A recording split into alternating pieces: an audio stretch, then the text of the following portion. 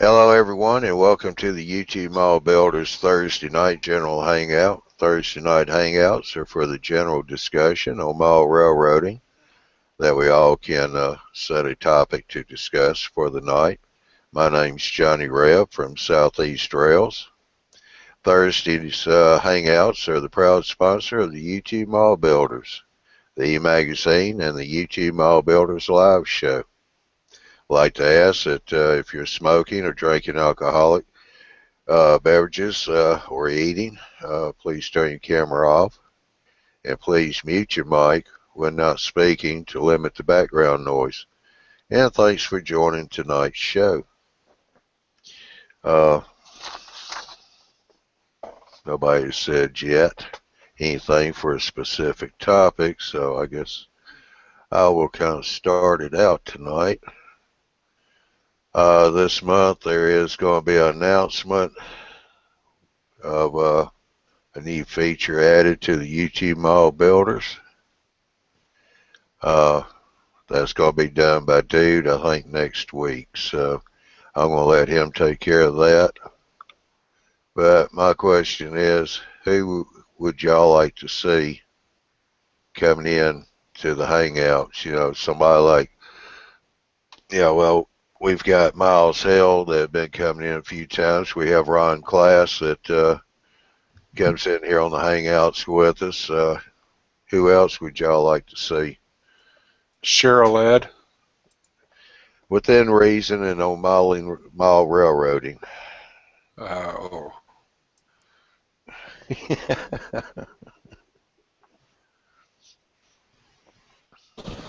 Ken Patterson. Any of the big names. Yeah, and if you could get Lionel back in here. I know he was going to try to come in more often, but hasn't had a chance to. But he's a lot of fun. A lot of fun to, and learn from as well. Mm-hmm. And Miles Hale, of course. He's my favorite out of all of them. But Joe Fugit, if you can get Joe Fugit in here now, he's a wealth of information. I like watching some of his videos. I just started watching some of his videos. Those guys are just so doggone busy with the professional side of the hobby, like Ken Patterson is. Yeah. Fugate, Barry Silverthorne, all those guys that are Scotty Mason. You know, they're pretty busy with the professional side of things. I was trying to think of guys you could get. You could get some one-offs, like, possibly Gordon Gravitt. He's pretty exceptional. Charles Kirk, he's pretty exceptional, and also not doing the professional side of the hobby. So, hey, how about Arthur Houston? How about 44? Yeah, Arthur would be good.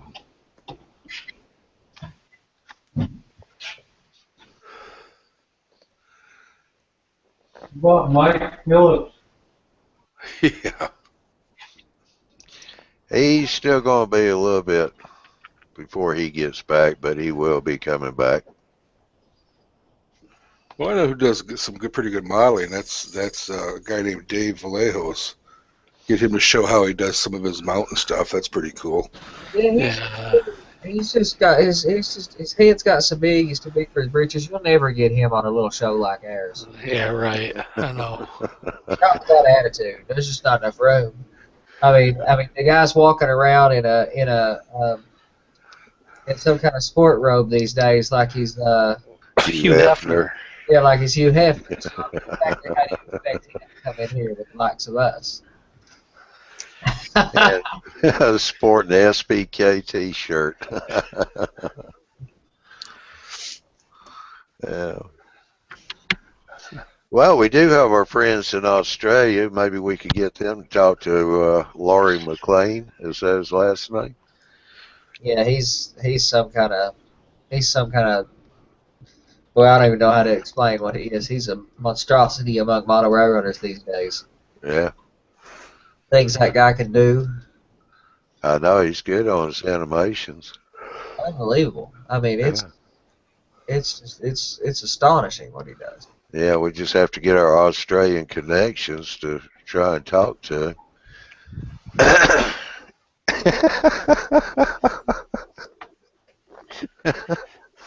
Hey, Andrew, how are you doing? Well, good evening, gentlemen. Glad that we weren't talking about you, huh? Well, that's unusual. Yeah. Andrew, do I got this right that you're tearing out your old layout and redoing it? Yeah. Must be something in the air or something to do with the weather. Yeah. Yeah. Yeah, we've been hanging around you a lot for too long. Yeah. I feel like I got to tear mine down and start over just to fit in. I'm not falling for it. I'd like to announce that we have a new member of the Headphone Club. Oh, Mr. Phillip is now a Mickey Mouse Ears Club member. He's with he's in with the cool group now. Yeah, we got a new nickname for him too. Fine. Cool. Sweaty ears. That's what he is. Yeah, that's the first thing when he came in here tonight. He goes, "Man, my ears are sweating. These things are hot." yep. Phil, push them back on your ears a little bit. Let a little air get in there. Oh, there you Can't go. hear. Yeah. Well, for those that don't know, I am going to hand lay my track. It is official. How are you? That's what I'm going to do. I'm waiting for the stapler. I got a stapler off of eBay that drives the nails. I just have to buy a couple of parts to convert it from a code 70 to a code 83. Yeah, you got a cake spiker. Hey, Jim. Yes, sir. You might be surprised and find out that maybe that's already set up for an 83.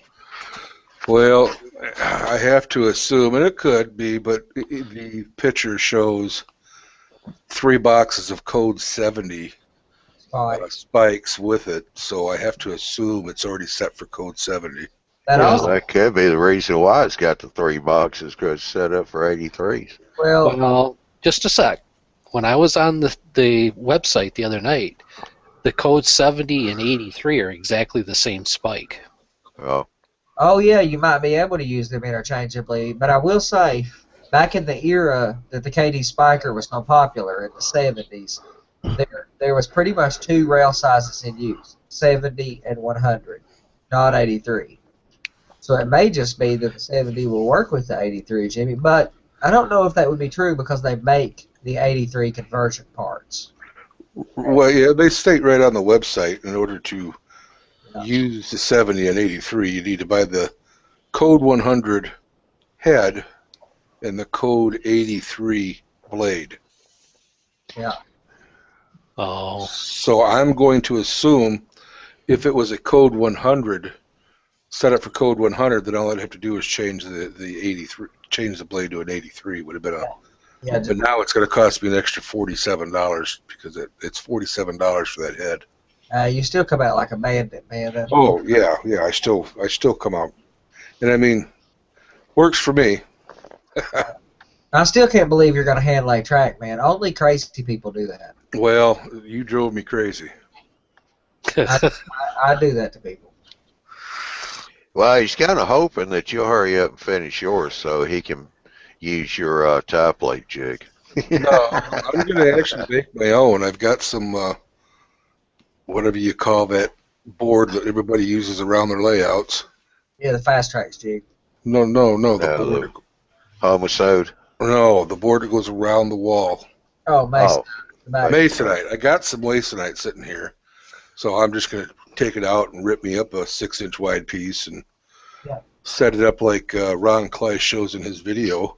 Yeah, with a dado, make your tie strip. Yeah, you don't even have to use a dado, just a regular blade. The blade kerf is about the same size as the tie, from what I understand. So.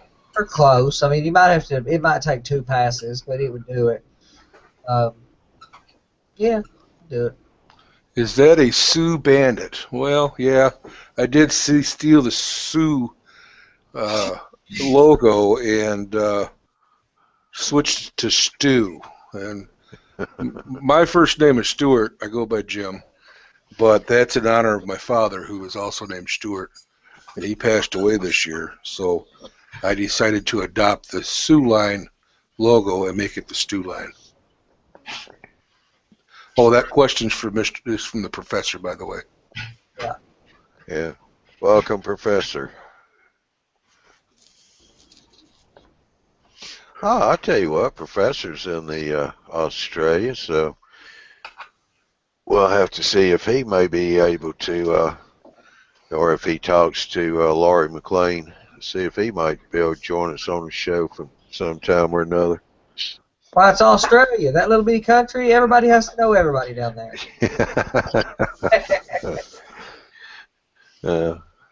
I love it when you go away from here somewhere. You go to New York or something, and there, you run into somebody, and it's a small world. Oh, I know somebody from that part of Kentucky. Do you know so and so?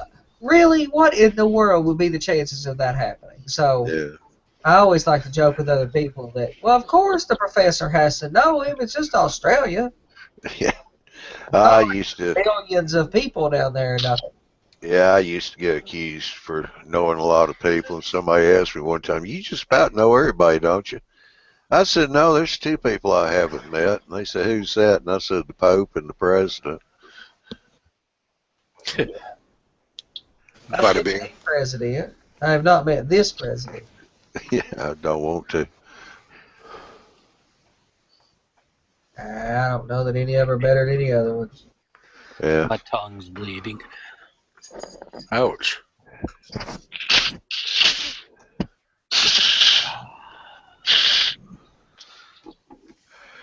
So, anybody got any other ideas of who they might invite to come in, talk railroading with us? We got Ron Kleiss and Miles. I wish you could get Joey Ricard. I know you've tried already, but I wish we could get him. He's, again, all these guys that do this professionally, they're busy. Yeah. That's the very reason that I've been tempted to buy a laser cutter, but I have a tendency to start businesses. I run my own business now, and I have a tendency to start businesses from my hobby. And I'm afraid I would do that, and I think I would destroy the hobby for myself, and I'd be like all these other guys. I wouldn't have a layout. I wouldn't be in the hobby. It would just become a business. And that's what I think has happened to most of these guys. They're exceptional modelers. Scotty Mason's a good modeler. Jim Lincoln. Hit him up again. He's already had a show with us once before. He gets on Model Rail Radio from time to time. He's been on several of those things. Jim Lincoln would be a great one. All right. How about someone who is a exceptional painter? Charles Kirk. Okay. Somebody that can demonstrate painting awesome backgrounds. Lex Parker. And you might get him, but he has a full-time job among other hobbies, and in a Corvette club and does all these other things. But you might get him. You might get him once or something. I mean, he's done a few other things, so I mean, it'd be worth sending him an email. But Lex Parker is CNLVV. That guy, he does the backdrop tutorials. They're not my personal favorite style-wise, but a lot of people really like them, and he's been on Trainmasters TV showing the technique, and a lot of people are using his technique, so it must, some people like it. And he does has a fairly active YouTube channel, but does not do this professionally, so we might be able to get him. Yeah. Professor put a comment up. When your hobby becomes your business, equal no hobby. Discuss. Oh, yeah. Same thing happened to that's what my current business is. I was into technology as a hobby. I was going to be an architect and got into technology as a hobby. It became a business. I make a good living. I'm happy with it. I don't mind getting up and going to work every day, but I do not hobby with it at home. So it ceased to become my hobby, and it's now my business. And the same thing would happen if I did it with railroading, and that's why I just won't do it. Yeah. For the viewers out there, if you have any questions, feel free to type them in the Q&A. We'll be glad to try and answer them, or give you some guidance on where to go to get an answer on it. Or at least you can If laugh you at just us. joined in, the question was, who would you like to see come in on the show? Maybe not on a regular basis, but from time to time. Maybe not quite a real famous hobbyist, but somebody that's pretty well known. Mike Buffalo, Mike Rose, Hey, those guys from quick. the Hampshire group. Ron Clace is here. Quick. Ask questions. Well, I don't know if he's got his audio on yet or not. Hey, Ron. Don't have long. He'll fall off. What? 3, 2.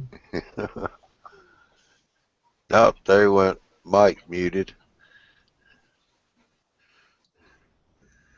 He'll get going here in a minute. Can you guys hear me? Oh, we got you now. Oh, yeah. It wasn't connecting right away. It was weird. Good evening, guys. Hey, Ron. Hey, Ron. I just sent you a YouTube message. I don't know if you got it or not. About a minute ago. What's up? Great.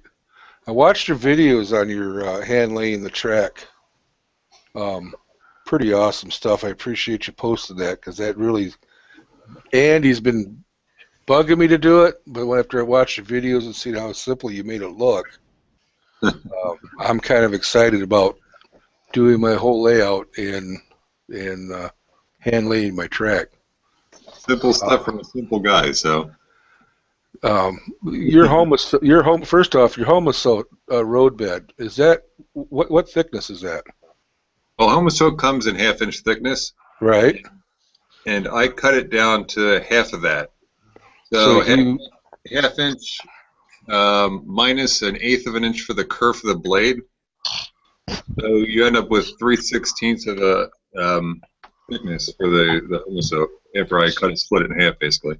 so you cut. I'm of course I have to assume you cut your width of your strips and then you turn them sideways and you split them all, eh? Yeah, exactly. I do it on my table saw.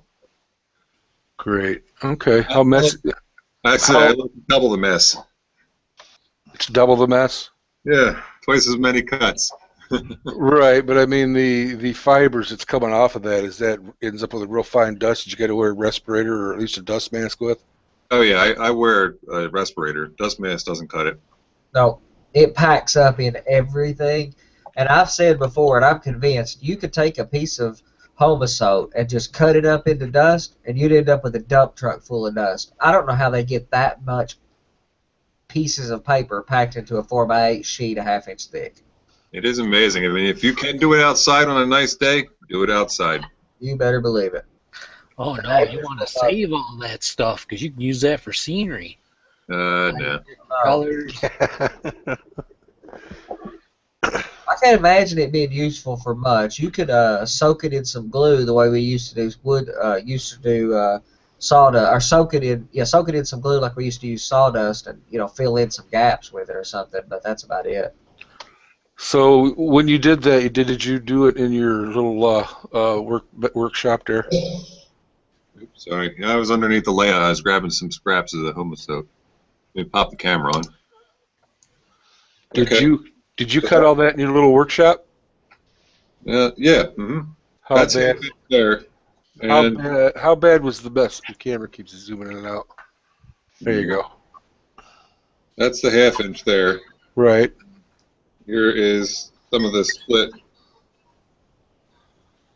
Okay. And once you glue it, of course, if it bows or something, it'll work. Now your slots there, so that you could get that around a curve. Did you just set your blade at a 30-degree and on your table saw and cut those curves? Yeah, exactly. This one here you can see is a little thinner. I was trying to do it on my my large bandsaw, but it was too thin. The curve of the blade is a lot thinner on the bandsaw. Yeah. So I went to the table saw, and it takes out a lot more. It takes 1/8 of an inch out. Or a miter saw would do it or something, but you got to take some material out of there. So that helps you get around the curves. Halfway or about a little over halfway. through this. So then when I put it down, here, let me put all this stuff down here. When I put it down, I'll just pre-kink it, so it doesn't matter. Like that. You don't want to do it real hard because you can split the back here. Right. But I pre-kink it, and you're never going to have a radius that tight, so you have plenty of flexibility now to get your radius that you want. Okay. And you can get easements and everything.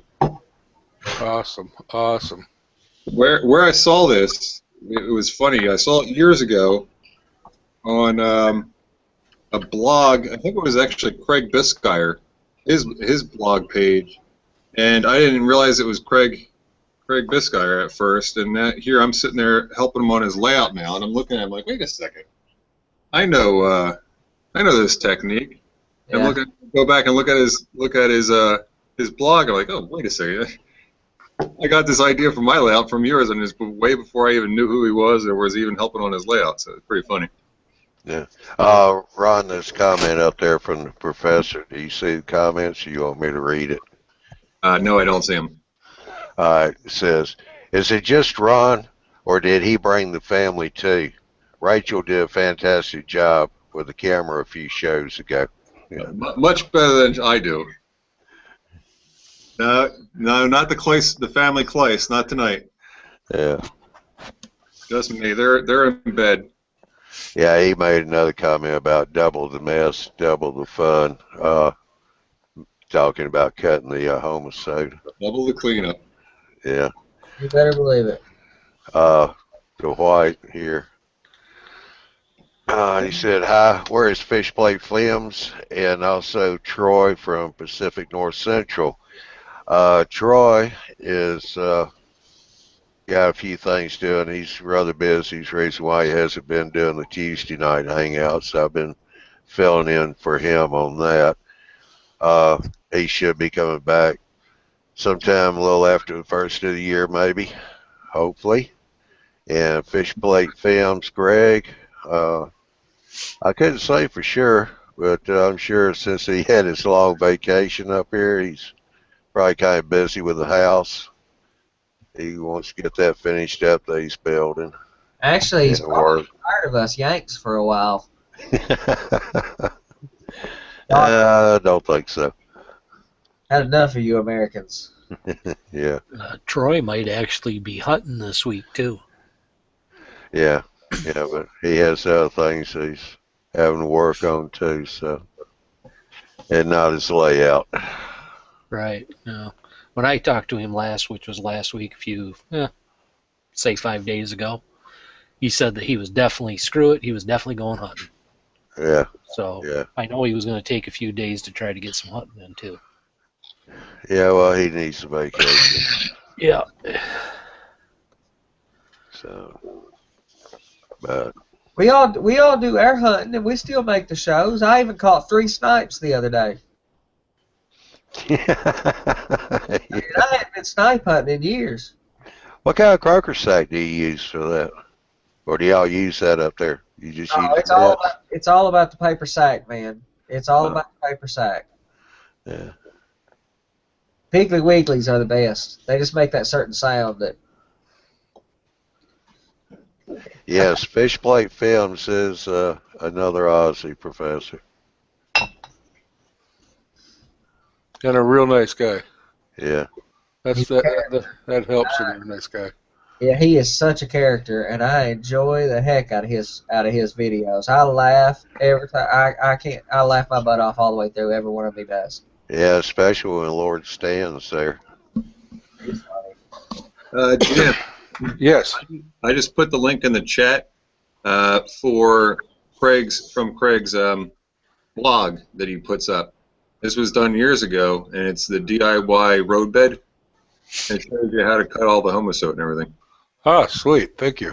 That's where I got the idea from. Great. Got it saved.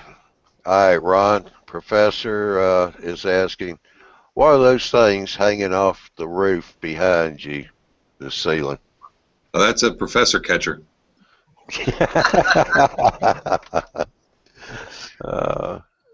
Let me plug him in, I'll tell you.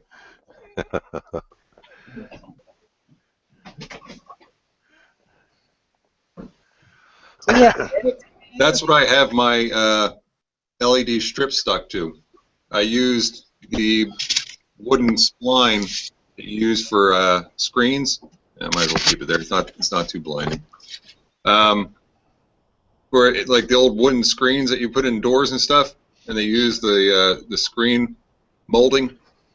It's just the right width to put on the stick-on strips of the LEDs.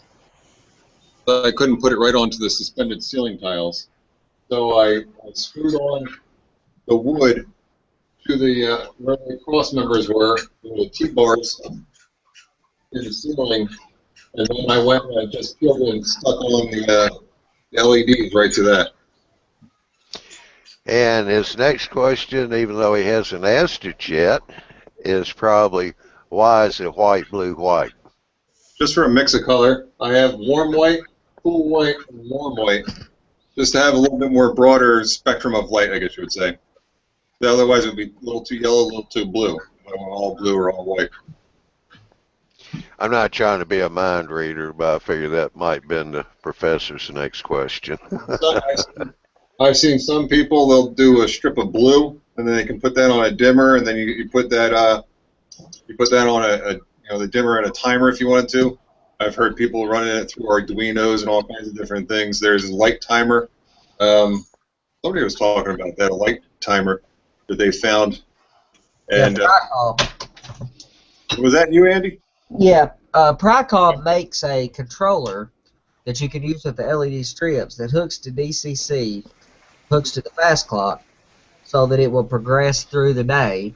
And it uses multiple, it'll use the red, green, blue LED, the RGB LEDs to simulate sunset through a blue nighttime, through a gray dusk, through the cycle of daylight and dark. It'll even do some storm effects and, lightning. And they make soundboards, so it also hooks to soundboards and stuff. Very nice. Yeah, the professor said color balancing with the cold and warm whites. That's what you're trying to achieve, I guess, sir. Yeah, just so it's not all one tone. Yeah. And then this other thing here, this is where I'm putting my valance on. This is just a vinyl strip. It's used in siding. I had a bunch of this laying around for vinyl siding and stuff. And wherever I needed a bend, I just cut it with a knife, basically, and so I can bend it in the corners. So I just have a white fabric, and I'm going to end up sticking to that. It'll hang down, I think about 10 inches I have it set for. So what do you use for valance material? I got this, it's like a leather almost. Leather, maybe.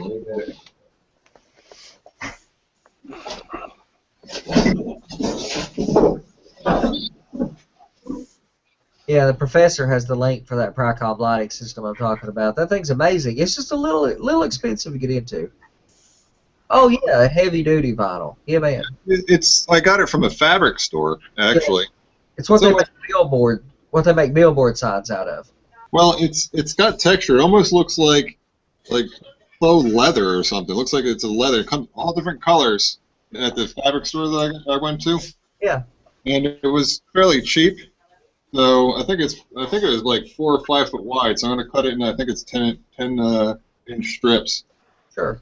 And it'll just come down far enough that it'll hide most of that light, so you can't see it. Yeah. So you don't. Yeah. It's not Is direct. that like upholstery factory for like covering bar stools and stuff? Oh yeah, it's pretty heavy. You could probably use it for that. Now, how are you going to attach it up there with screws or what? Yeah, I'll use double stick tape, like a heavier double stick tape. Yeah, the industrial waterproof stuff, which is what I do my super elevations with.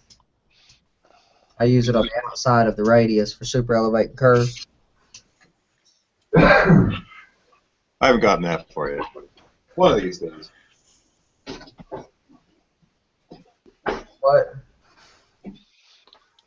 For those that couldn't see his link that he posted for me, Johnny, I'm going to screen share that website. You really ought to check out the whole layout.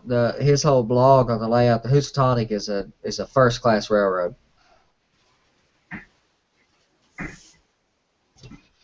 The And his roadbed and everything is cool too, but his structures and really, it's just a first class railroad. yeah, Houstonic Railroad Company. The URL is HOUSTATONICRR.com. Been around a little while too. And then he's got a construction journal there. And then one of those is make your own Homosote roadbed, which looks very informative, which I'm going to read here after the show tonight. Yeah, you see how he had that go up a little bit, Jim. You see right there? Yep. He has the angle there. That's how he gets a beveled edge. If you wanted a beveled roadbed, I decided not to, since I did cut mine down. I think he kept his at 1/2 inch, so the bevel does help. But when I split mine in half the thickness, it's not that bad, and I ended up not beveling it. It's a lot easier. I think he even says that the bevel's really optional. You don't really have to do that too much.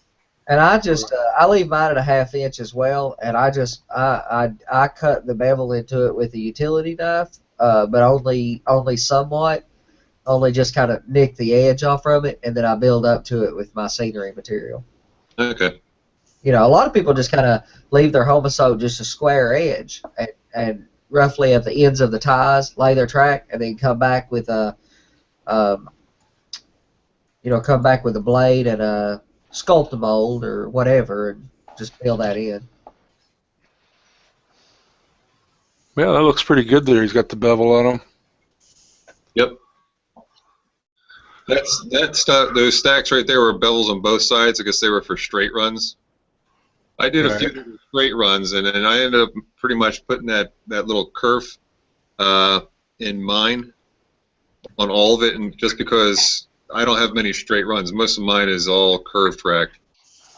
And on the Housatonic's main page, if you scroll down to the bottom, he's got some links there that are pretty renowned, have been mentioned on a lot of podcasts and news, like the 10 Commandments of Model Railroad Yard Design is a must-read, in my opinion. Everybody should read that article. Johnny, on I did. it's not working on my end here. Click on somebody else. It's pretty psychedelic looking. There I was. Still says I'm screen sharing. I can't get out. There we go. Got out of it. Yeah, you gotta go to the top of your screen and say no. I did my end. Screens. Well, anybody that's planning on making their own turnouts, I found a young man that's only been doing this for about a year. I guess I'll screen share again. Well, while you're doing that, let me do this with the professor. Prycom Dream Player, audio players, works with PNet and the lighting solution. He put a link up for that too. Yeah, and they talk to each other, so the lighting can trigger sounds and vice versa. They communicate on a common network. Miles, however, if you're interested in ambient sounds, the Prycom is a really nice system and pretty advanced. But if all you're looking is to create some simple ambient sounds, Miles was telling me about engineering, just the letter N, Gineering, engineering.com, I think. They build small soundboards for about $20 with a speaker that you can have pre-programmed with river sound effects or water effects or the sound of a sawmill or a town or a restaurant or whatever, crossing gates. This little sound module for $20 with a speaker and trigger sounds. It's cheap. The Prycom boards are pretty nice. I mean, actually, they are industry standard. They're incredible, but they're a little pricey if you're going to do a lot of sound effects. They would add up very quickly. Yeah. All right, Jim, what you got? Okay, anybody, I was going to get fast track jigs to make the turnouts. and we're getting Andy, some good feedback. can you mute your mic? Oh yeah. All right. I was going to use fast track jigs, and Ron Perry turned me on to this guy here. It's the website is ohrtracksupply.com. It's for Oak Hill Model Railroad Track Supplies, and they make a template that's just like fast tracks. But what I like better about these ones is they have the ties milled in all the way down, so you can use this plate also to set your ties in. And it's about $20 a plate cheaper than fast tracks. Real nice guy. I've talked to him on the phone. He's willing to help anybody out that needs some help. So anybody that's planning on doing their own templates or their own turnouts, he makes some pretty nice templates. And he was exceptionally helpful to Jimmy. I mean, he really went out of his way for him so far.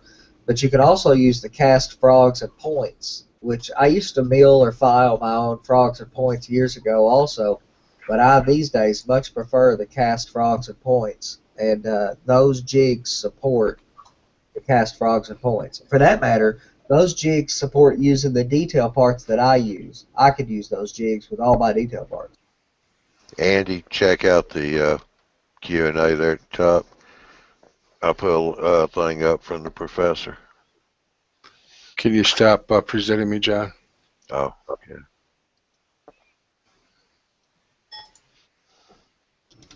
Oh, yeah, that might be true. Miles was talking about the engineering modules, and they may very well be 8-bit, and I agree, 8-bit would sound like ... And I agree. I really need to look into the sound quality of those before I consider them. Miles Hale was just turning us on, or was mentioning those to us. An 8-bit would not be very appealing. I would agree. Yeah, he's got another comment up there too about the Dream Player. It is. It is. I'm curious if I can do what I'm trying to do with my sound effects with the Dream Players without buying a bunch of them. But I mean, I was originally, when I first found out about Dream Player, and Sven's the one who turned me on to them, but I was convinced I was going to use them and use their audio switches and some of that other stuff. But man, the price adds up really quickly for the amount of sound effects I want to use.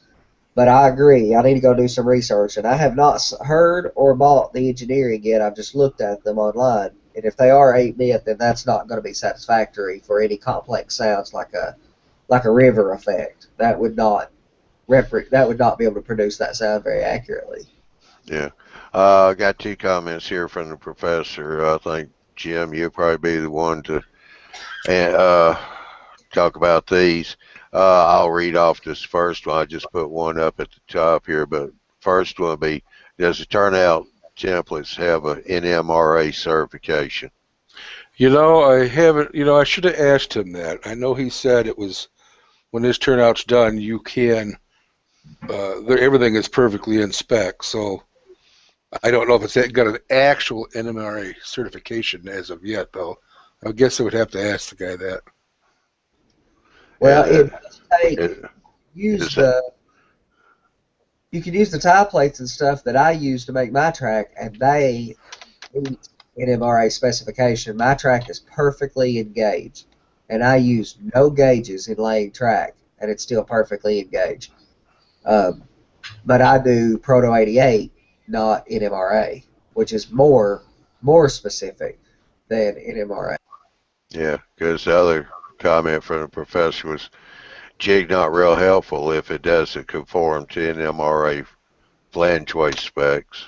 Yeah. I would agree. If it doesn't conform or exceed. Actually, I would hope that it would exceed it. I think the NMRA spec is a good minimum base, but I think that the NMRA spec is too loose of flanges that allows for too much play. And if you put your wheels as properly engaged as you should, then you should be using a tighter flange distance than the NMRA calls for. I mean, I have the same opinion when it comes to NMRA weighting. I think NMRA weighting is a very good minimum, But if you really want to do a good, run a good quality layout where things do not derail, you need to weight your cars heavier than NMRA. It's not enough. Well, the flangeway specifications aren't meant to be.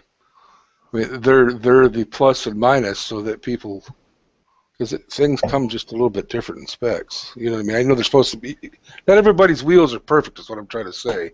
So Well, if you keep it within the NMRA specs, and most cars should run through it, correct? true, but you should, if you'll use a gauge tool on your wheels and use a press to change your wheel sets so that they're accurate, which I use Northwest Shortline wheel sets, and they are doggone precise the moment they come out, but I still check them every single one and make sure they're gauged. But if you will you should gauge your wheel sets anyway, just like setting coupler heights and stuff. If you want your equipment to run right, you need to kind of run it through a little battery of tests. Set coupler heights, make sure the weight's good enough. Check wheel gauges, and if you'll do that on all your equipment and get it right, you would be better suited to a heavier car and tighter flangeways on your turnouts, less slop. The NMRA is a good minimum, but if you really want the layout to run great, you should exceed the NMRA specs a little bit in my opinion, on about everything. I would treat the NMRA as a minimum, and that you should do more than that. What the NMRA opted for was a wider flange spacing, and that if they would allow some slop in there, some movement, that it would be more flexible to work with more equipment. And I would agree that that's true. But if you'll gauge your wheel sets correctly, tighter flanges where the cars don't flop around in there work better and derail less often. Well, the plus or minus specifications the NMRA gives is only several thousandths of an inch difference, ain't there? Like 5 thousandths of an inch difference? I use my flanges are about there's about half as much spacing in my flanges as the NMRA spec calls for. It's about half as wide.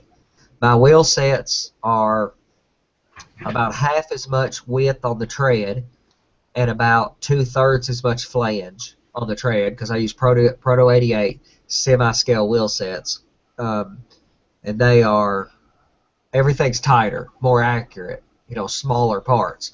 And with the right amount of weight in your cars, I mean, you can go watch videos of these guys running Proto 87, which is even more accurate than the Proto 88. And they'll run a train at a scale 70 miles an hour backwards for 4 days. No derailments. Through turnouts and S-curves. And I mean, if you do your track accurately, have your wheel sets engaged, it will perform flawlessly. All right, Andy, there's your comment up there on the top of the... Yeah, I opened that link. I hadn't got a chance to look at it. I just now opened it. And I have heard of this. I was thinking it was something else than what it is, but... All right. The professor also says everybody's wheels are perfect out of the box. LOL. Actually, I just got Broadway Limited hoppers in today. Nice, $150 box set of hopper cars. They're beautiful, beautiful wheel sets, etc. I'm still going to replace the wheel sets with my Proto 88s. And there was, 4 wheel sets per car, 6 cars. So 24 wheel sets, and 4 of 24 were out of gauge. I have to re-gauge every time I buy a car. 50% of the time, there's a wheel set out of gauge. I always have to gauge. Yeah, the professor said if it's an ISD module on the sound, then it's 8-bit, 8 kilohertz. Yeah, that'd be true. I need to go. I'm gonna go look at those here in just a minute. If I can make this page load that he sent. Oh, there it is. Okay.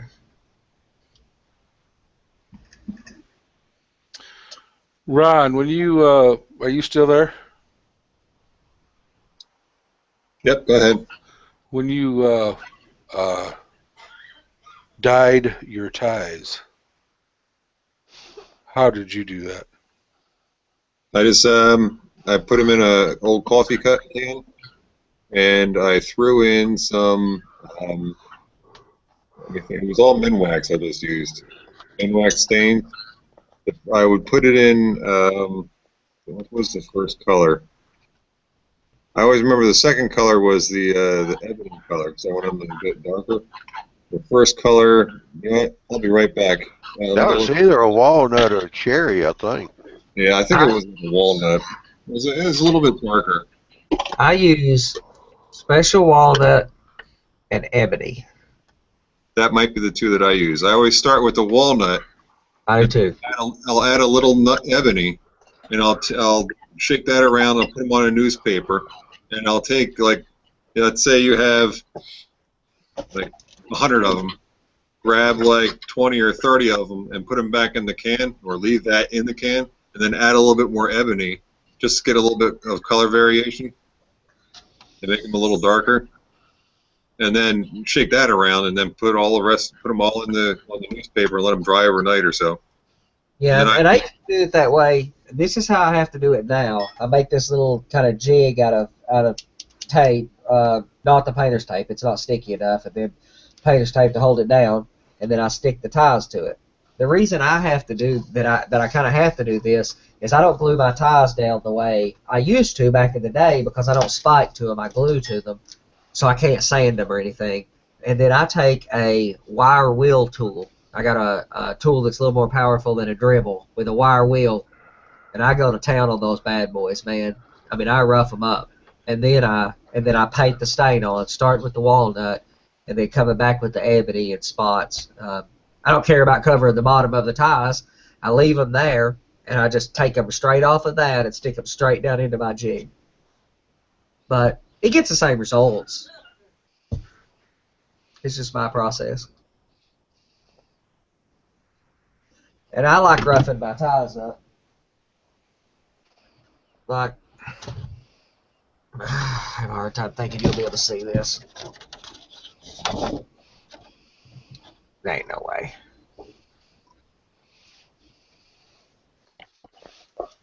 That bad boy is rough.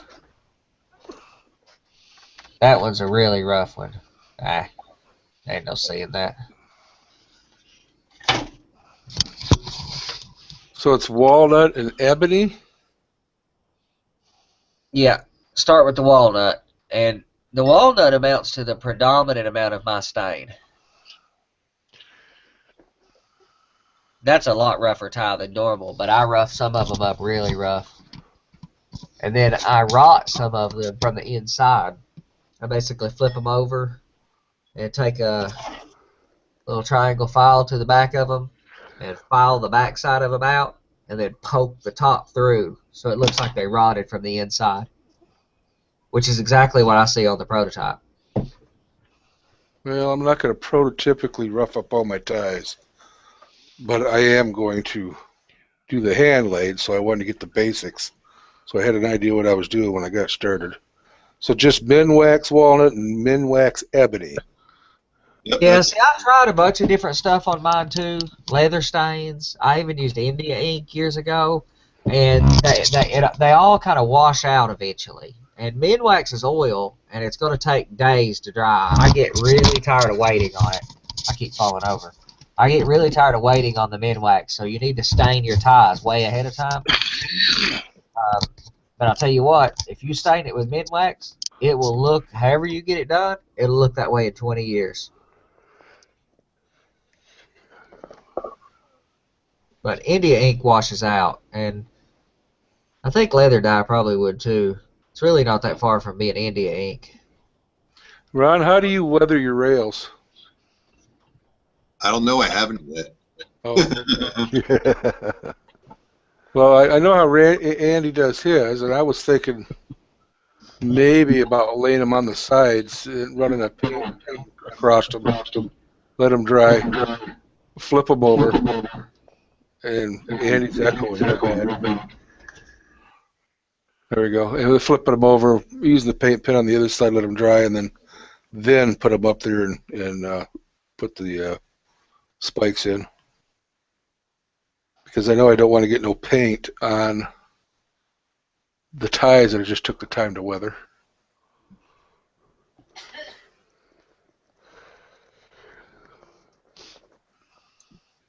Echo, go away.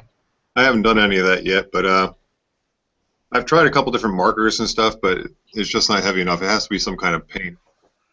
Yeah, When I'm done building my turnouts, I do spray them usually with a rail brown or something like that, just with an airbrush, just to cover up the copper PC ties and stuff like that, so it hits the rails on my turnouts. But the majority of my rails, 99.9 of them, are still shiny nickel. I paint my rails before I spike them down. Just camouflage, that dark brown camouflage paint. But what I do is I flip over a piece of painter's tape and I stick the rail down to that so that it doesn't get paint on the bottom side, so that I can solder to it. And because I glue my rail down, it needs to be, exposed metal. And then I spray it with that camouflage paint, which seems like it dries in midair. That paint is ridiculous. It dries so quick. I give it about 2 or 3 minutes, and then I wipe the top of the rail with a scrap block of Homa soap. That little bit of paint just rolls right off in a little sheet, and I have a perfectly shiny top rail. Andy, the professor said, you like roughing your ties up. What do they ever do to you? It's just to make up for my other insecurities as a man. Yeah. Yep.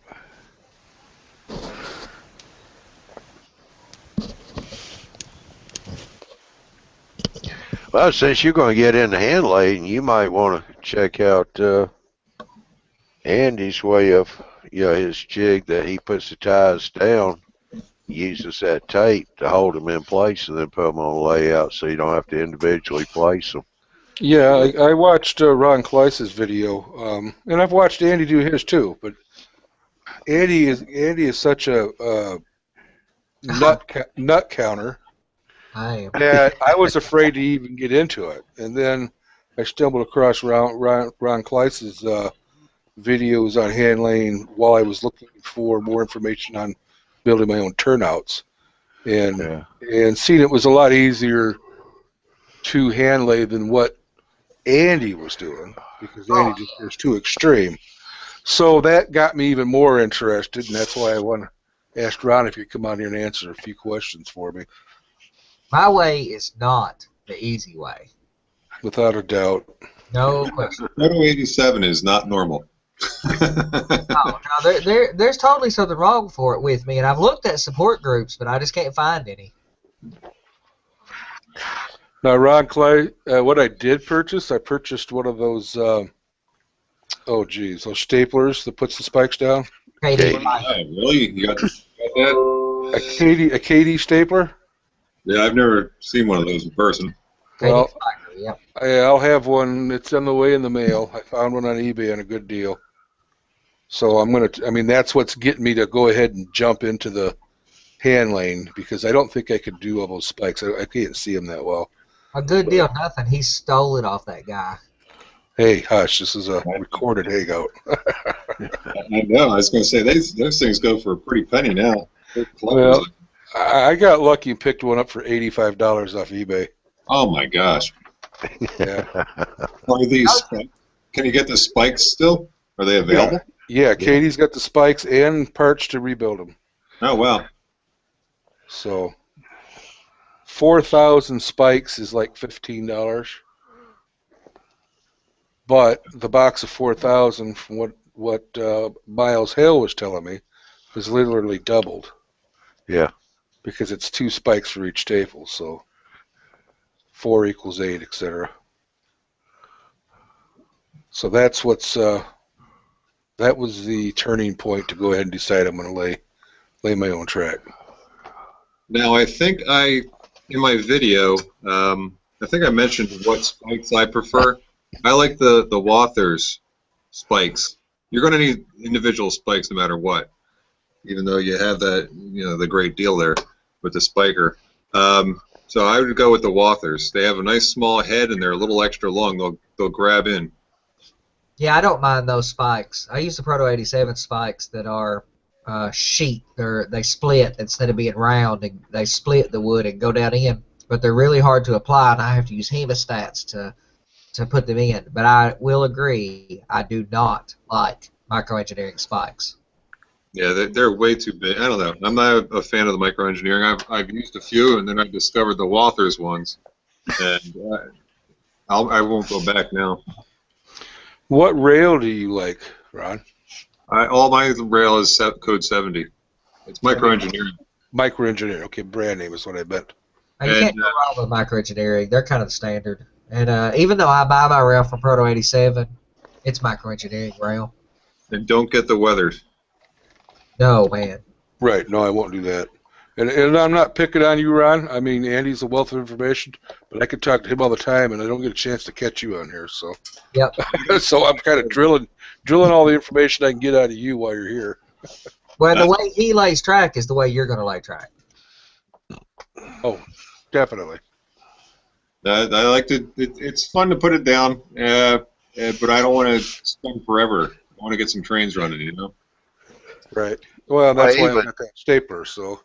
Yeah, even with the stapler though, Jim, just for right now, with the staples, if they came with it, if they work, seems like to me, because like Ron has said, he spikes every 6 tie. You know, you could go spike every 3 tie. That should hold the rail just fine for you. Then if you want to later go back re-spike some more. I would spike every 6 ties or 5 ties and get trains running, and then maybe come back and spike or maybe not. But I would spike every 6 ties and just keep right on trucking. And I don't know what you're talking about. You want to get trains running. I am moving along really quickly. I will have trains running in the early 2030s. So I don't know what you're talking about.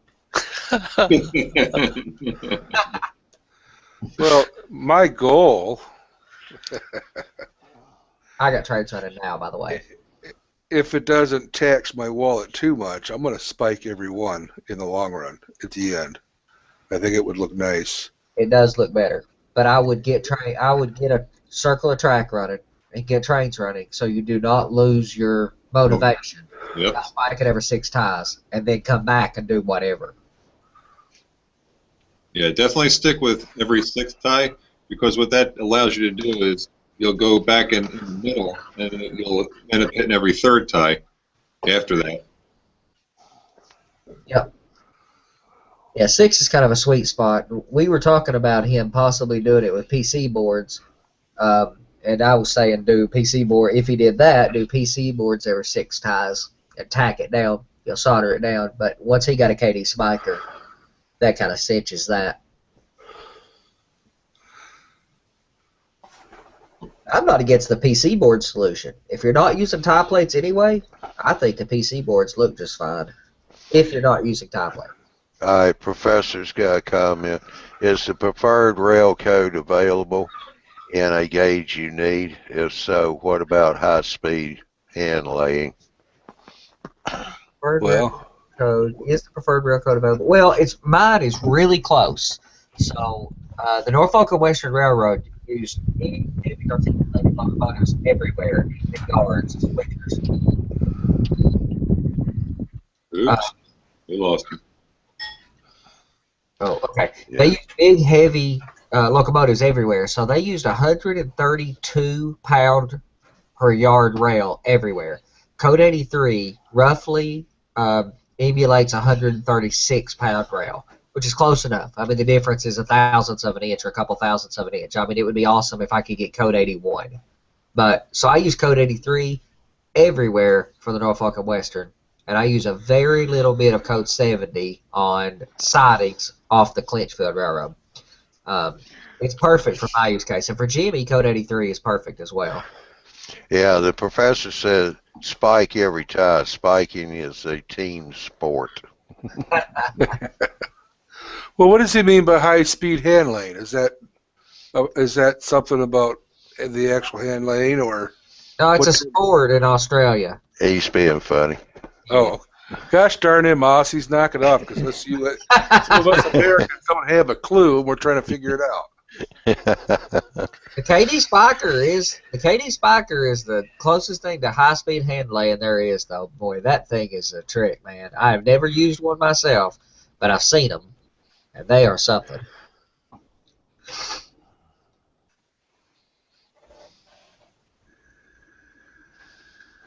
What do you guys think? I watched some videos of these guys on Trade Masters TV, and they laid all their ties down and glued them first. Then they roughed them up a little bit. Then they hand stained them with paintbrushes. That's probably what you should do. Well, okay, when you stain them is up to you, but you need to stain them after you rough them up. I can't glue mine down because of the detail parts. My rails have to be, or my ties have to be willing to float a little bit to come up to the rail when I apply glues. Since you're spiking, the way I used to do it before the detail parts years ago when I hand laid is I laid all my ties straight out of the bag, just like they come. I laid them with glue, with yellow glue, and then I sanded them so that there was no dips in them, no high spots or low spots. Then I roughed them up with back then I used a welding brush, but now that I like moving a little faster, I use that wire wheel. And then I stained them in place, and then I spiked my rail down. And that would be the method that I would use. If you're not going to rough your ties up, then you can pre-stain your ties.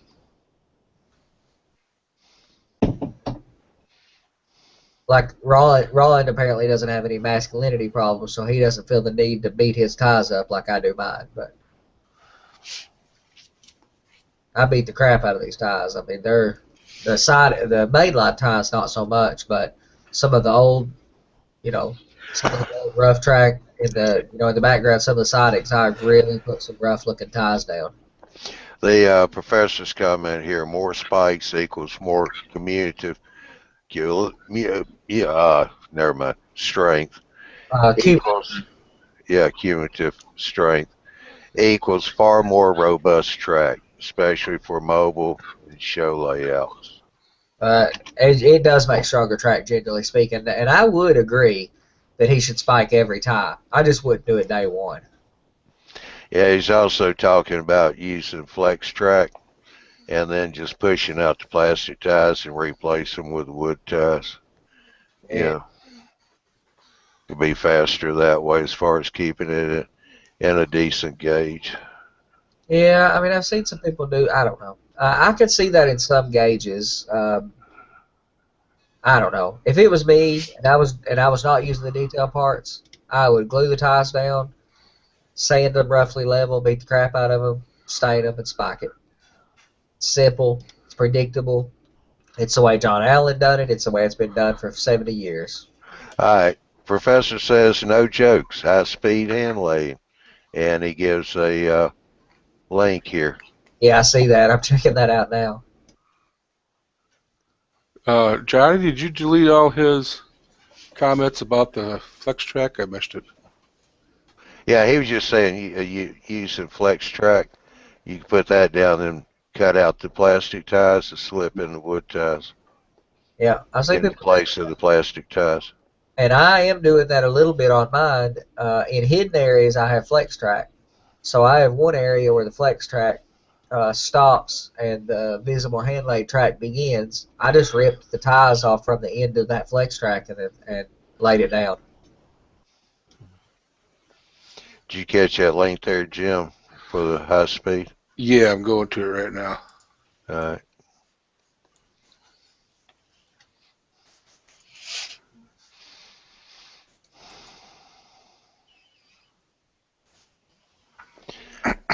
So, Dave, while they're looking at the video, are you looking at the video too? No. Oh. So what was you doing when we came on the show there? You want to tell everybody a little bit about what you were doing? Putting dirt on the mountains there, on the rocks. That glue you're using, is that full strength or a 50-50 mix? Full strength Mod Podge. And then to get it to stick to some of the vertical areas, I just used a straw and glue it on there using a paper palette. Yeah, put the dirt on a piece of paper and use a straw to blow it up on there.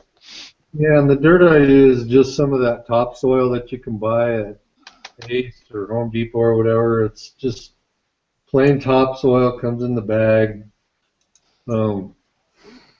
It was an old plant that died, I guess, and the wife had a pot of it outside in the back porch. I took it out and sifted it first, and then I cooked it in the oven for about 10 minutes at 250 degrees to kill any microbes in it, and used it.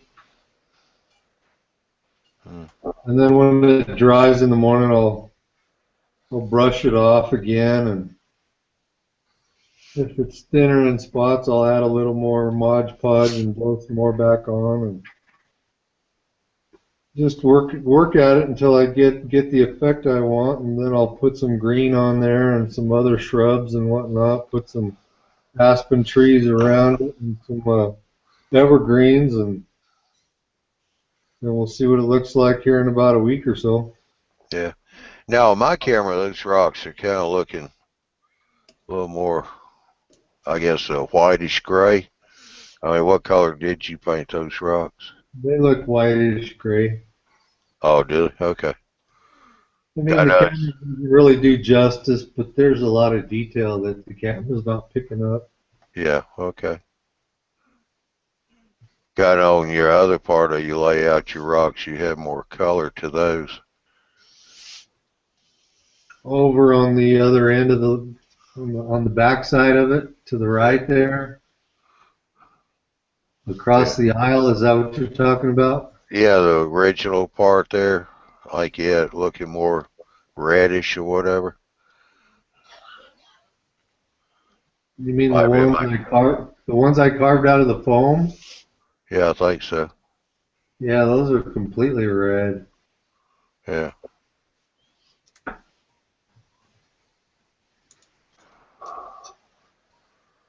It looks like I went to the river and grabbed some river rock and just like cemented them on there, huh? Yeah.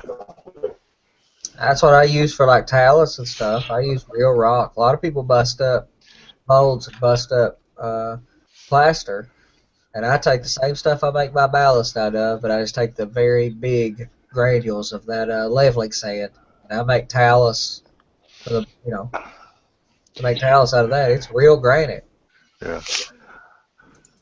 Yeah, I'll go to ant piles or whatever, or just dirt off. If I could just grab a couple handfuls of dirt, I'll screen it, get different sizes or whatever, and stick them on.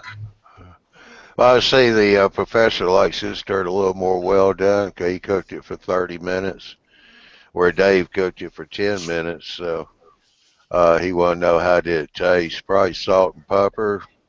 Yeah, I'll be pretty good. Tastes like dirt. Tastes like I remember it as a kid. Yeah. Yeah, but for the more adult palate, you should try a little Worcestershire sauce with the dirt. It really, really livens those flavors up. Oh, garlic. Gotta have garlic. Well, garlic goes on everything but ice cream, right? Right. And bubble gum. The only recommendation I can give you is just try to do it when your wife's away. I mean, it keeps the black eyes down. Yeah. And mine don't care. I cook leaves, dirt, rocks.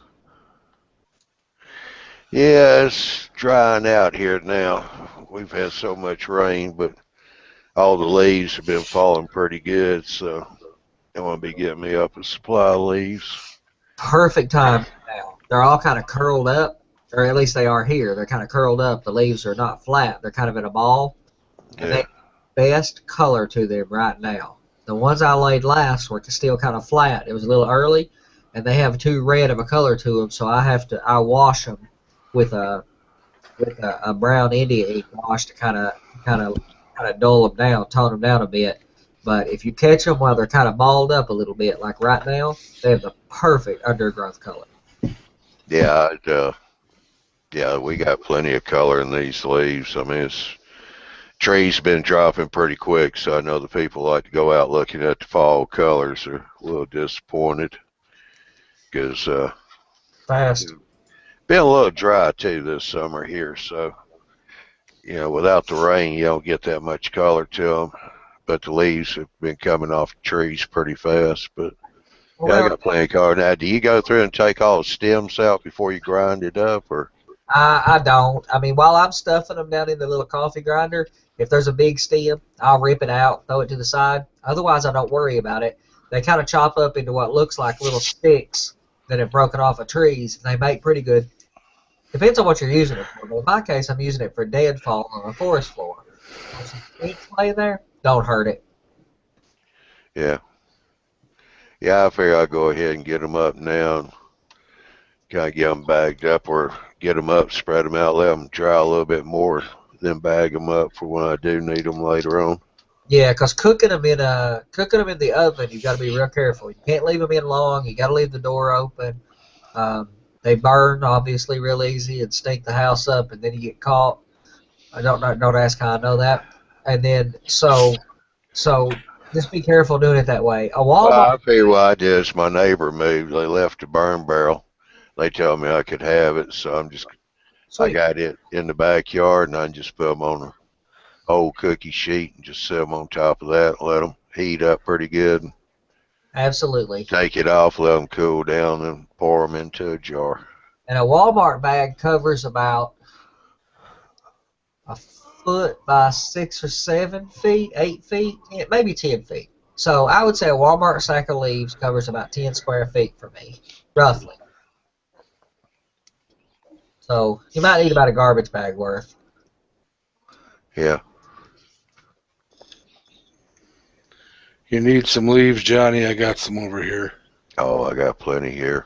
You My sure? neighbors, yeah, my next door neighbor, even though they're not living here anymore. They moved out 2 weeks ago, and her front porch, man, she go ape. It's covered. It's about a foot deep in leaves now, because she's one of these. 4 or 5 leaves hit the yard. That's it. She's out there with a rake. Those are cleaner leaves too. The ones that I catch on my driveway and street and sidewalk. Those are much cleaner leaves than those that kind of stick in the mud of the road. So, or the ditch or the yard. So the ones off the porch will be a lot cleaner. Yeah. You don't run them through the washer and the spin cycle, Andy, and your wife's washer first? I don't wash them. I pick them up off the sidewalk and bag them up. And I picked them up out of the yard too, plenty earlier in the season. That's all I could get. So pick them up out of the yard. I run mine through a small food processor that's, a little bitty food processor, like for grinding nuts and stuff, to kind of break them up. And then I knock them over into a coffee grinder and shake the crap out of the coffee grinder while it's running to kind of bust them up there. And that makes a really fine, flaky kind of leaf powder material. And then I pour that out in the oven and bake it with the door open for not long. I get the oven hot and stick them in there for about 5 or 6 minutes.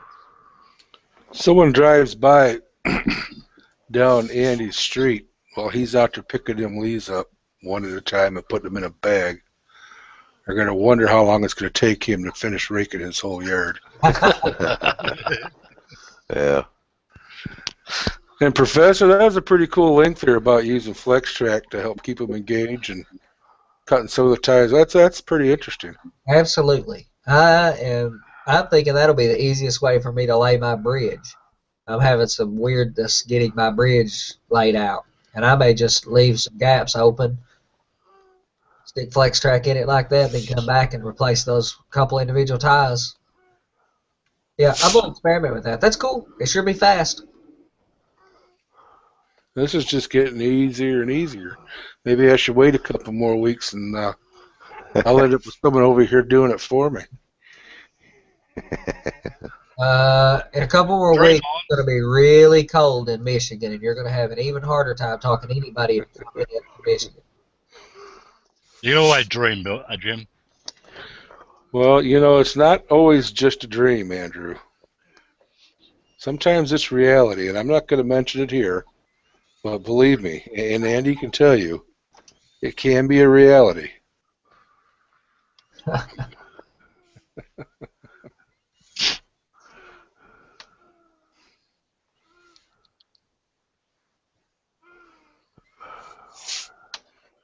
I'll just leave it at this. Someone's willing to come to my home and teach me how to hand build my turnouts. Build a bunch of them. But that's all I want to say about it. I don't want to say too much more on the air, but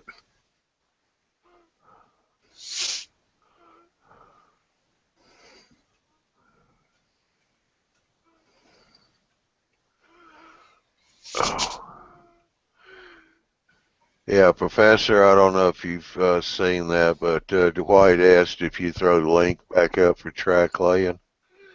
I would do it, but I can't post anything in the Q&A. None of us can on the panel here.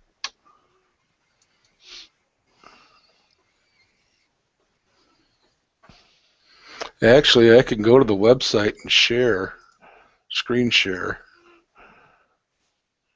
Yeah, Dwight could copy it down then. It's a very cool idea. I'll grant him that. That's a very cool idea. And it would be fast.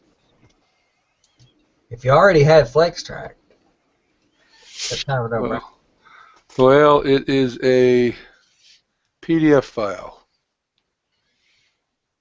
So I guess I can't do it that way. No, it's still got a link to it. Yeah, a link to go to it. But I can't share the link without leaving. Yeah. Jim, Yeah. Professor said you got a return plane ticket. He'll be up there to help you build the layout. Well, if he's paying for his flight here, I'll pay for the return flight back. Oh wait, he's in Australia. Shut my mouth. Yeah. It just dawned on me where he lives. Here's that link, by the way.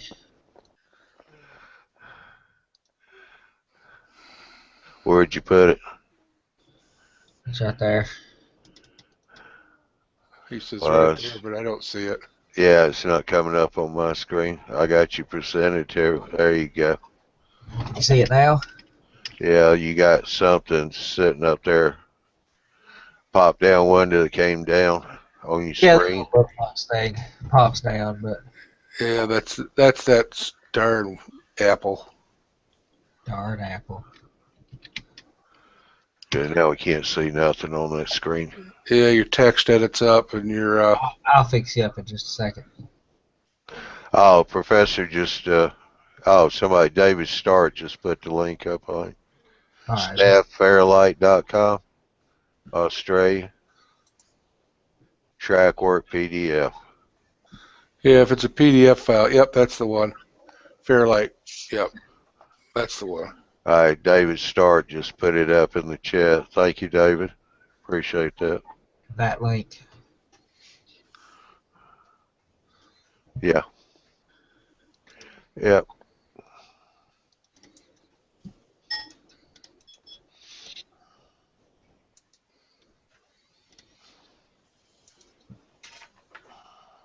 Well, that increases the cost per yard of laying the track by about $1, but that is a good idea. Sure would probably make it a lot faster. Okay. Just use the FlexTrack you have. Is the FlexTrack you have code 100? No, everything's 83.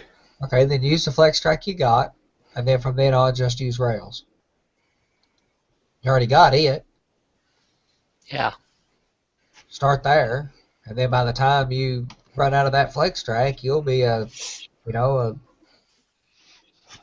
master. You'll be teaching us.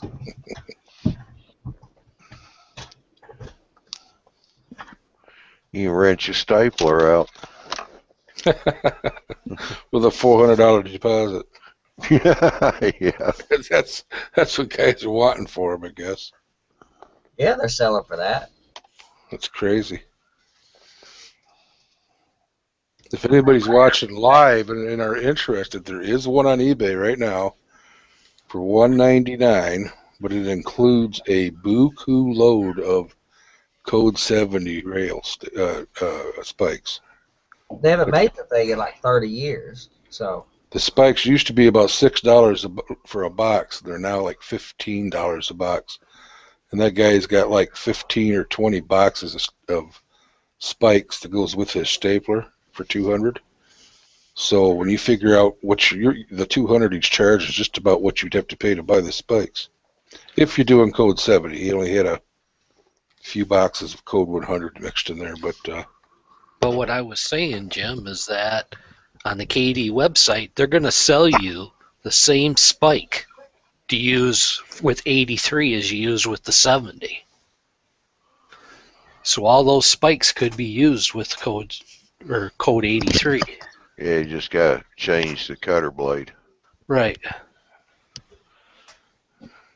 so it might be worth buying his and selling mine. Yeah. Yeah. His was newer. Okay, everybody, scratch that. Scratch that about the eBay. It's no longer there. Hey, I'm going. Too late. I'm there buying it right now. Well, just put it this way, Jim. You get two of them, you get double the rent. Yeah. Yeah. Now you can sell the first one you bought for $300 to pay for the. Maybe if you get it in time, you can take it to the train show with us this weekend. Ask people what they're willing to give you for it.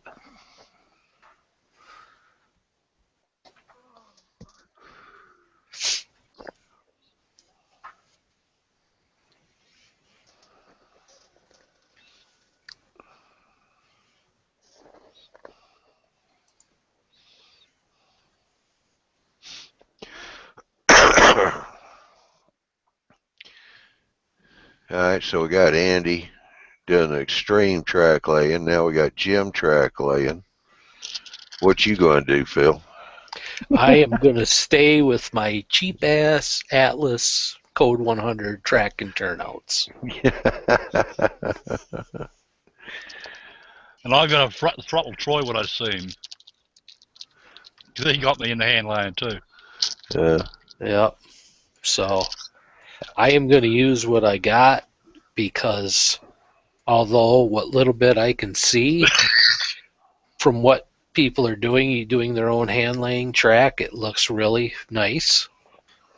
But I'm not going to even attempt to try to put a little spike into a little hunk of wood. Ain't going to happen. Yeah. David Start, Ron said hello. If you didn't notice that in the chat part.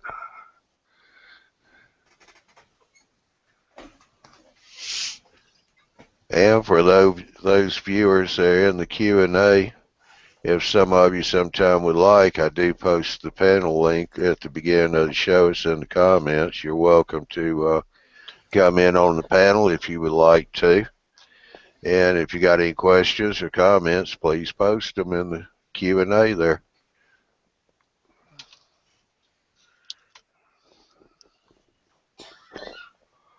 Little change of topic.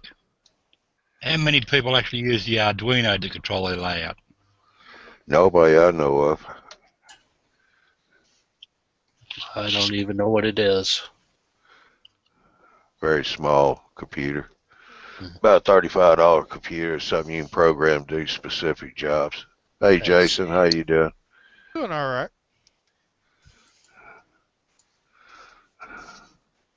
Well, you can't lay flex track anymore, Jason. What? Yeah, you can't use flex track. It's out now. Everybody's hand laying. Oh. No, not everybody. Well, I guess maybe the cool kids then, huh? Yep. The trendsetters. Jim's trying not to smile on that one. I bet he is. Oh, Stinky Ears says, or Sweaty Ears says, no, he's not.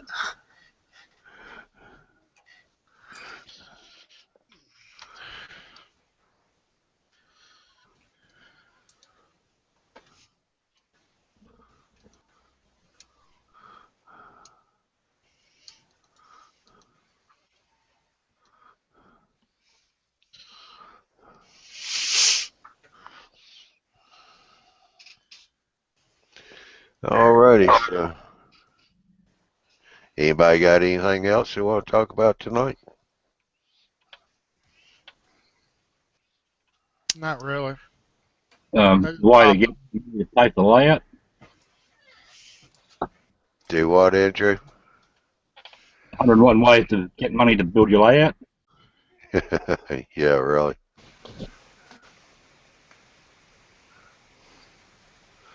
All right, Professor, I'll throw this up. Can you see the Q&A entry? Yep.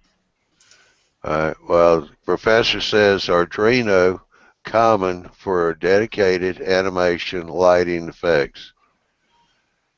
Head to MRH forum and search for Godfrey, Bunza, for tutorials.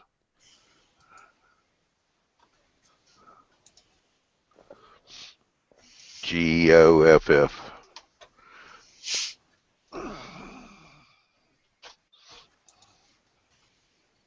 I'll give it a go and see what I can find out. I know Andrew's going to use Arduinos for various things on his layout, various controls and all. Looks like Jeff Bunza. It's Jeff with Geoff. Yeah, Bunza. Bunza. Yeah. Jeff Bunza. Apparently, he's got a few articles there.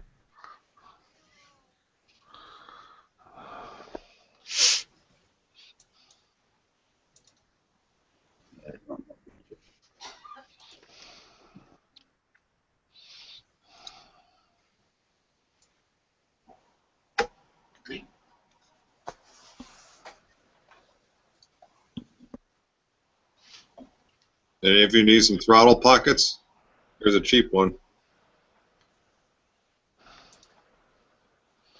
A work box, plastic electrical box. Hang on. Let me make it easy for everybody to see it. Just screen shared you. Did you cut it out with a hacksaw? No, it was a Dremel tool. Dremel tool. Yeah, just a cutoff disc. I think it was Al from Monster Railroad. I think he did one of these, and you just spray it black or whatever color your fascia is, and you just screw it to your fascia. Yeah, that works. Those only cost what, about $1.25? Yeah, and it just cut out the bottom, so in case if you have a plug-in throttle, the cable can come down, and it fits pretty much all the normal throttles, Digitrax and NCE and all that, Yeah. even here. Might eat up a work throttle though, because they're kind of small. Yeah. Here. Yeah, your work throttle, Digitrax work throttle may sit all the way down inside. But the front being cut out, you should be able to pull it out easy enough. The other neat thing is for the wall plates, Yeah. or screwing in, you can put your little swizzle sticks and stuff, or your skewers, Yeah. your kebab skewers and stuff. They'll hold right inside there too. Yeah. Huh. I thought that was a great idea. I grabbed a couple and I tried it out. So as I get my my fascia a little further along, these will start going on. Yeah. I haven't really priced the ones that they sell, but they usually probably go about $10, don't they, at least? Yeah, I've seen them around about that price, yeah. Mm-hmm. A lot cheaper alternative. Doesn't take long to make it either. Yeah, you sit down for a few minutes, cut it out, and you're done. Yeah. Works well. I tell you what, Ron, with that plastic bracket you got up there and that third row of lights, it makes it look like the ceiling is at an angle before it gets to a fluorescent light. Oh, I see what you're saying. Okay. No, this is all level. Yeah, it's all same level, but because of the bend in the plastic L bracket and that far light, string of lights, the way it's separated, it looks like it's hanging down. It gives it that angle look. Oh, this far one back here? Yeah. Okay. The way I connected it is there's little pieces of wire in between this LED and this strip of LEDs. Yeah. They have on the ends they have little solder tabs. And I just soldered wires. That's how I make the bends. Yeah. But that other one being separated like it is Yeah. it gives the ceiling. It's hanging down.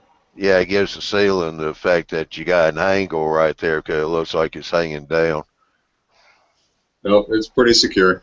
Yeah. I promise.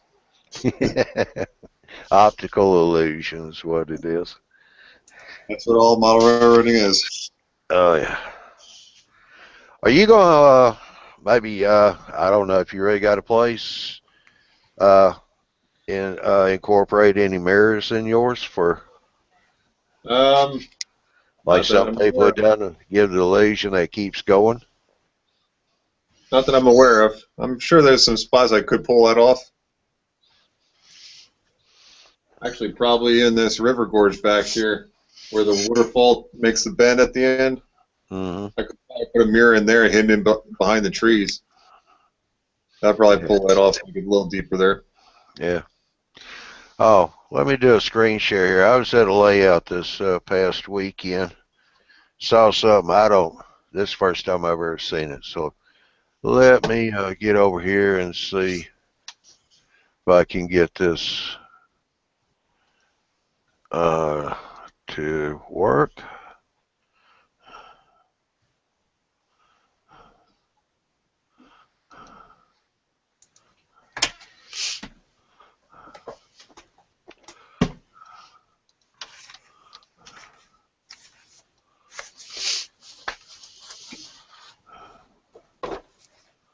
Come back here.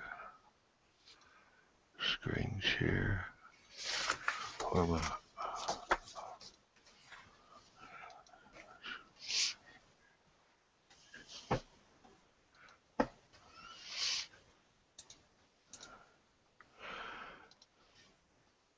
This might be an idea for some of y'all. I'll have to go back here where I can. This guy took a tunnel portal on the side. This is, you can't see it, but just in front of all this, there's a mining company. But he has this tunnel portal here. He made it look like they had a cave in. He's got the rock all sitting up inside there. I thought that was pretty neat looking. Then another thing he had on his layout was a wooden trestle bridge. You know, abandoned track, and just with time and age, the trestle's starting to fall in. You see where the track has come apart, separated a little bit. And you see some of the horizontal members, he just broke those so the bents could start to fall away. Is that where they filmed Back to the Future 3? The train went up the Yeah. And then knowing here, if you got an old caboose or whatever, you turn it into the Hobo Hotel.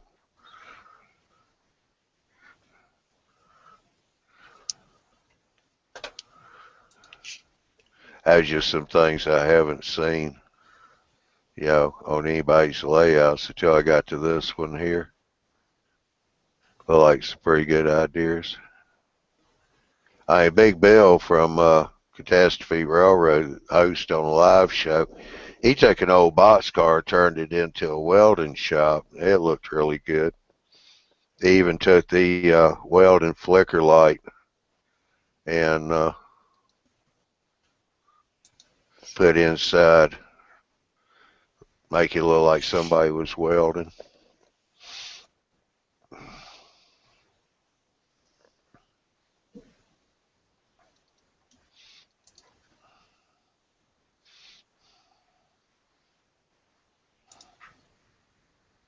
Yeah, I just had a look at that link that was posted for the Arduino. That guy, that Jeff guy, he got one there which actually allows me to read the DC signal from the track. That'd be what we should do.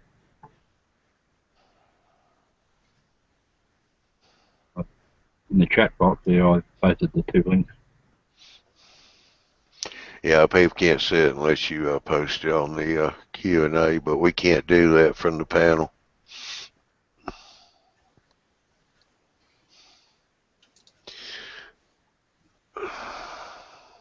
Well, Ron just posted one there.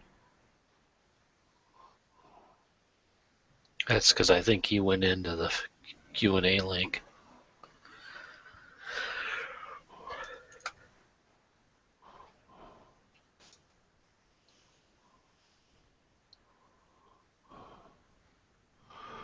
Oh, okay.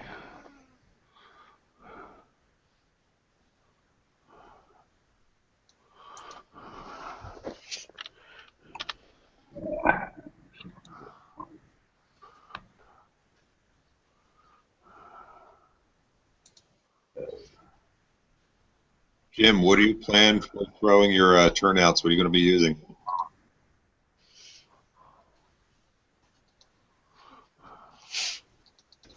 Surefire will and determination. Well, I missed what you said there. Say it again. What are you going to be using to throw your turnouts? So you using motors or you ground throws or what? Yeah, I'm gonna, for now at least anyway, I'm sticking with caboose industry throws. But maybe in the future, if I get the nerve, I'm gonna go with servos, I think, and some Tam Valley Octopus or Octo servo controllers. But for now, I'm gonna stick with the caboose industry throws. And the bullfrogs aren't bad either. If you have a place that's hard to reach and you want to stick with manual without getting electrical, the bullfrogs are pretty awesome. But I put servos everywhere. Every turnout, servo. Yeah, I posted the page there. People want to have a quick look and copy the link. What are you going to use to control your frog polarities? I'm hoping I don't have too much of a problem with that. Current I don't keepers, know. brother. Current keepers. It's like cheating. Oh, stay alives. Yep. I'm making my frogs Keep on- skating and put current keepers in my locomotives and equipment. It's cheaper to put current keepers in all my locomotives and caboose or camise and passenger cars, the few passenger cars I have. It's cheaper to put current keepers in all those than it is to put the auto reversers or the frog juicers on every frog, because I have a lot more turnouts than I do powered equipment. So, plus, it's like cheating, and I can be lazy when it comes to cleaning track.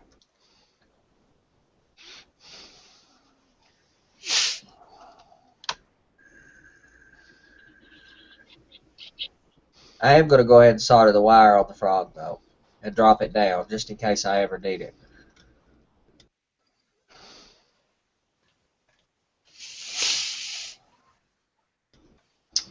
There's a way to put there's a way to do frog polarity on with the caboose industry ground throw. There's actually a couple ways to do it, but one is just basically put a switch in the road bed under your frog. Under your points, so that when you flip the caboose industry ground throw, you're actually throwing a slide single pole double throw turnout or a switch as you're turning the points. But my concern with that is what happens when one breaks or gets glue in it. You got to rip up a bunch of stuff to get to it.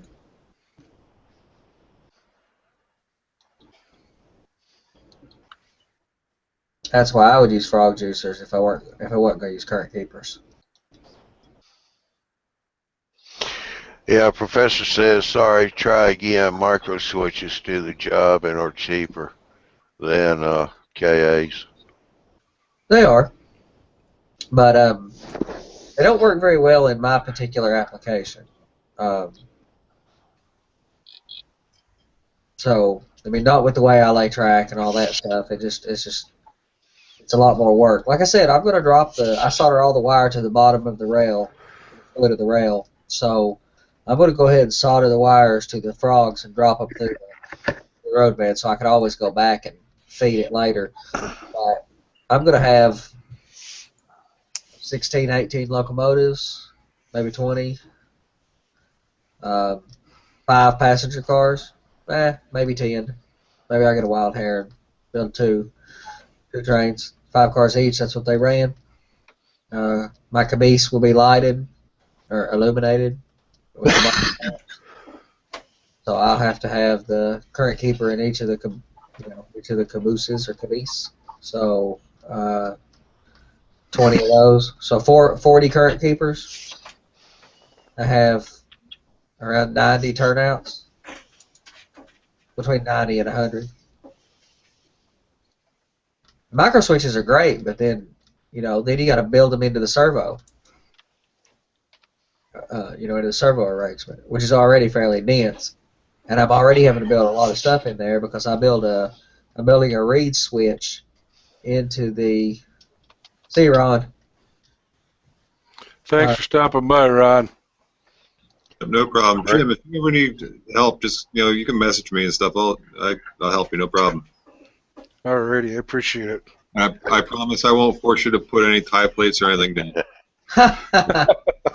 Just got to name the railroad the Clyce Memorial Railroad. No.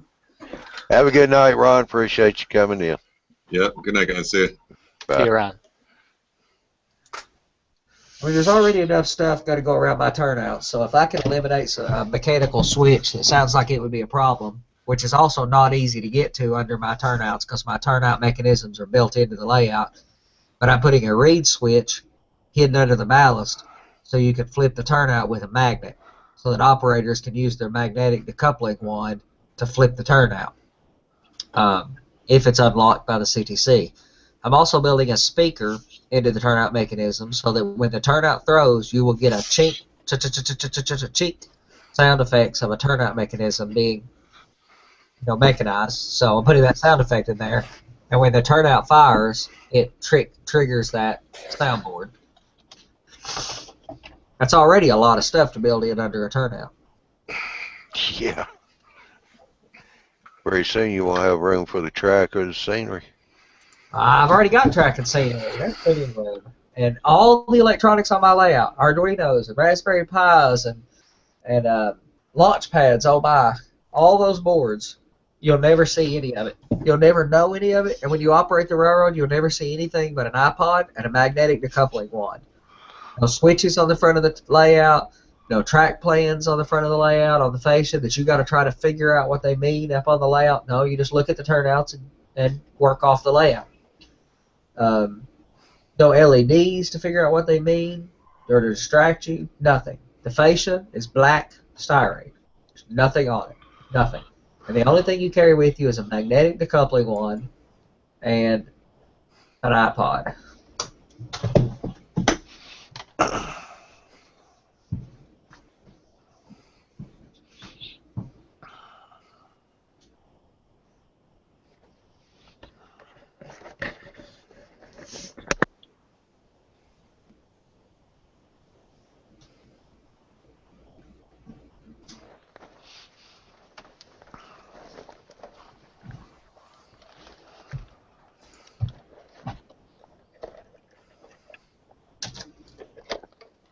Well, Philip, I just figured it out. If I spiked every rail, it would take 18,000 spikes. Wow. It seems a little low. Turnouts either, was it? No. I was going to say, that seemed kind of low, but... Well, there's six, and I've already counted by hand myself, there's 60 ties per 1 foot times my layout's 151 foot of track. That's 9,060 ties times 2, of course. There's 40 and 9 Yeah. inches. You would think there would be Well, I just counted 60 in 1 foot. on a flex track. Yes. Yeah, with hand laid, you'll be a little different, slightly different. Mine are, I have exactly 40 in 9 inches. Exactly to scale. Jim, Yes. that number is low because you're going to have 4 spikes. Per rail. Well, Per tie. Yeah. The spikes come 4,000 to a box, Yeah. but that's 4,000 staples, equaling 8,000 spikes. Yeah. So 4,000 spikes, 1 rail to 1 tie. Each spike, yeah. You need 2 staples per tie. Right. For each rail. Yeah. Right. So I need 18,120 if I spiked every one. If I spiked every 6, then now I've got my brain's too burnt out to figure that math real quick. 18 divided by 6 would be 3, so 3,000. There you go. Thank you. So if I went every 6, it'd be 3,000, 6,000 if I went every 3rd. So 3 boxes of 4,000 should do my whole layout, including turnouts. And that's what comes with my spikers, 3 boxes. Well, you have to, like Ron mentioned, you have to use some regular spikes around the turnouts, like around the frogs and some of that stuff. You can't use spikes. You got to use regular spikes with needle nose pliers. Right. It's not very many though.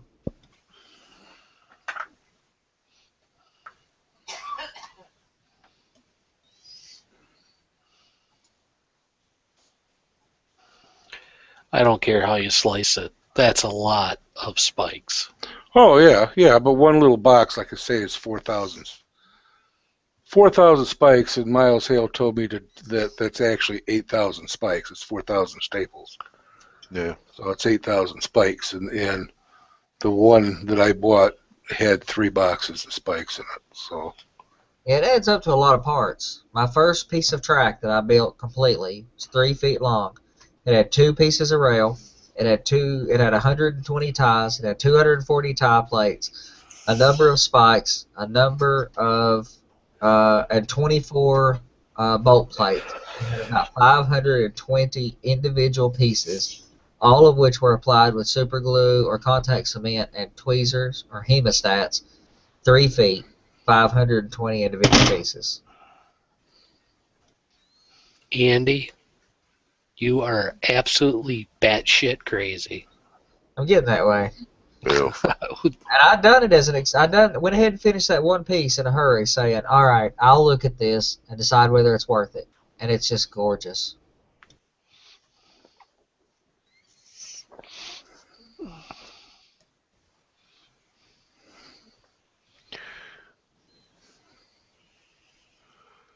Well, if anybody else hadn't got anything, there's no more questions or comments in the Q&A.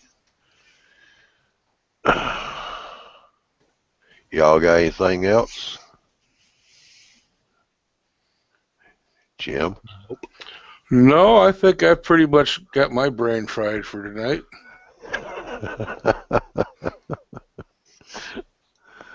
Yeah. Well, That's a deep subject. yes it is, but it's fixing to get pretty shallow. I guess we'll, uh-oh, I didn't go screen share, did I?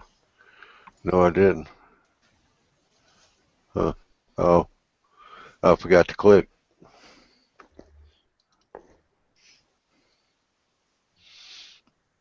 Had a senior moment. Thank you, Pawpaw.